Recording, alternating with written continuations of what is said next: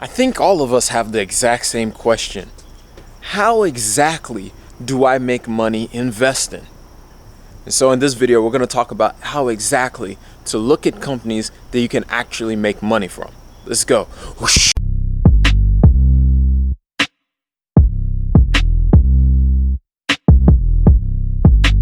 Hey, what's going on, people? It's your boy Kelechi back with another video. If this is your first time around these parts, hit that subscribe button. If you enjoy anything that I talk about in this video, hit that like button. Do it. Turn that thing blue.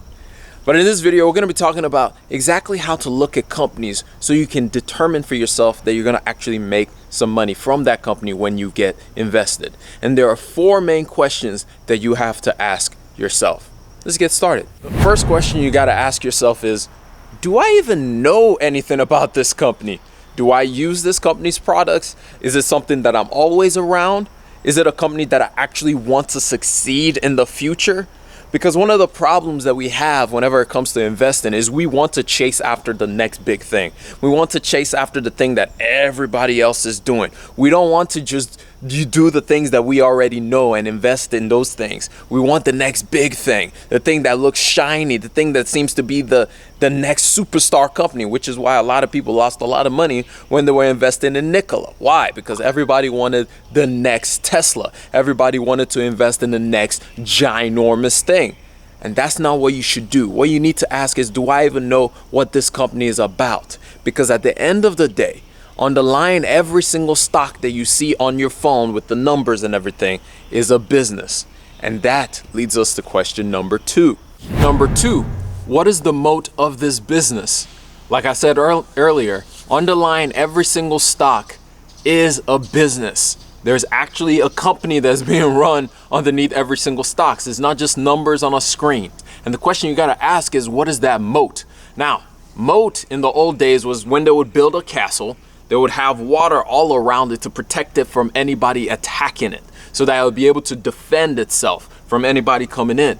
So that's the same idea with a business. What is the thing that makes this business special? I like to call it, what is the Mamba mentality of this business? What is it that makes this business stand out from all its competition? And what is the thing that it will defend it or defend itself whenever something comes up against it? It will be able to put its competition away. For example, Apple has its brand, and when Apple has that brand, it uses that to its advantage, which is why it can upsell things to people, because people believe in the brand of Apple. So you got to ask yourself, what is the moat of this business? Question number three, what does the management team look like? It is important to know who the leaders of this business are. It is important to know who are the people that are overseeing the entire day-to-day operations of the business, that are making sure that this business is actually producing dollars and not going down the drain. One thing somebody told me one time was, even a great business can be mismanaged and destroyed. So bad management can destroy a great business. So always keep that in mind whenever you're looking at a business. And a good way to look at and find out about the management team is to listen to earnings calls, is to listen to them when they're on interviews, is to look at their return on invested capital. Those kind of things can tell you how they're doing and how they're managing the business. Another way that you can look at and see how a management team is doing is look at how they're managing debt. Just like you and I, we want people who will manage the money properly, who are not just frivolously spending all kinds of ways and don't have real reasons of why they're spending all that money. Finally, question number four. Is there a margin of safety for me to be able to invest in this company? Again, we go back to the initial question that started off this entire video. How do we make sure that we're making money with our investments? And this is the hardest question to answer, because part of this question has a patience piece to it, because you have to wait for the right opportunities to come about before you invest in any company, before you just jump into anything. A great company doesn't mean it's always going to be at a great price. You want it at a price that is going to guarantee you some kind of return. And this is the hardest thing to determine sometimes. Sometimes it will be a great company, but it's not a great company for you to invest in. So always keep in mind the valuation of that company. Is this company overvalued, or is it rightly valued, or is it undervalued for me to be able to invest in? But anyway, that's all I got for y'all. I hope y'all learned one, maybe two things out of this entire video.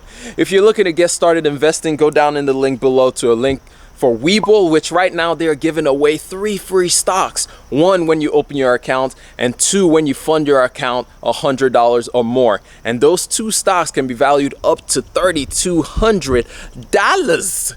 So, you know, free money. I like free money, so I did it. I signed up, and you can sign up too. Also, you can check out Public. I also leave a link down there. They'll actually just give you $15 to get started investing for the free, just to open an account. So even if you don't use them investing, you can at least open the account, get the fractional share, and then sell everything else. But anyway, it's been your boy Kelechi, and remember, generosity is always greater than greed.